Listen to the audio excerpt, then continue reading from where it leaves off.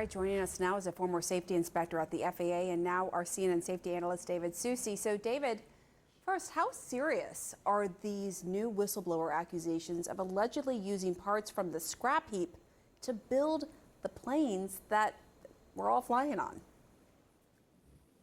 I'll tell you, these allegations are extremely serious.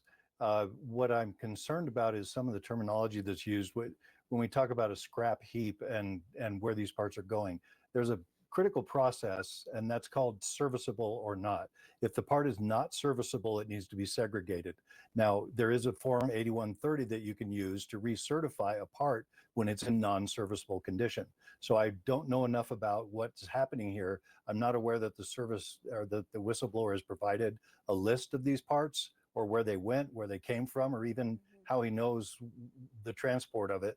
I assume that in his position with Boeing, he would have known that. So I'm not discounting his claims. I'd like to have more information about this scrap heap because I'm not aware of Boeing having a scrap heap for parts.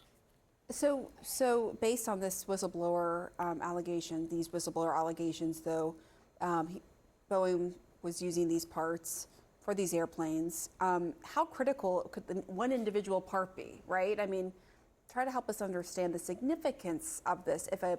If a part from a scrap heap, as he says, does make its way on an airplane, one part.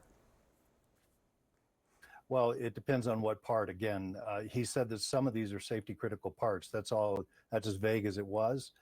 It would have to be much more detailed to say that. So I really can't comment on it. If it depends on any part. If any part is bad or non-serviceable and fails because of that, then it could cause an aircraft crash or who knows what, but I'm not going there right now because I don't know what parts they are. So I don't really want to leap into that. You don't want to speculate, and I get that completely without more information to help inform your opinion. So the critical issue Boeing is facing this weekend is, will it take the government's deal to plead guilty to criminal fraud? This is, of course, in connection with the MAX crashes in 2018 and 2019 that killed 346 people. Do you think it will take the deal or take the chances and go to trial? Well, I think we need to clarify something real quickly. Sure. Boeing already admitted to fraud.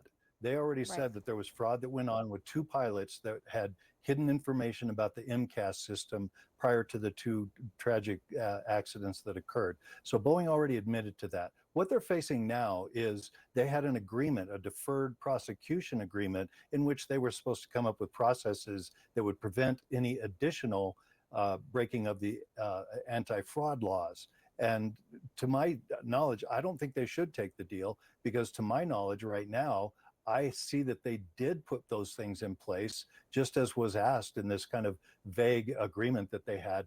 They did put those things into place, and we haven't seen actual fraud after that. We've seen mistakes, we've seen the door plug that came out, we've seen things that happened, but have they actually hidden information intentionally with the intent of doing something else? That's the definition of fraud, and I'm not sure they've done that. So I think they may be in a good position to defend themselves here. So I'm not sure if I was Boeing, I would take this deal.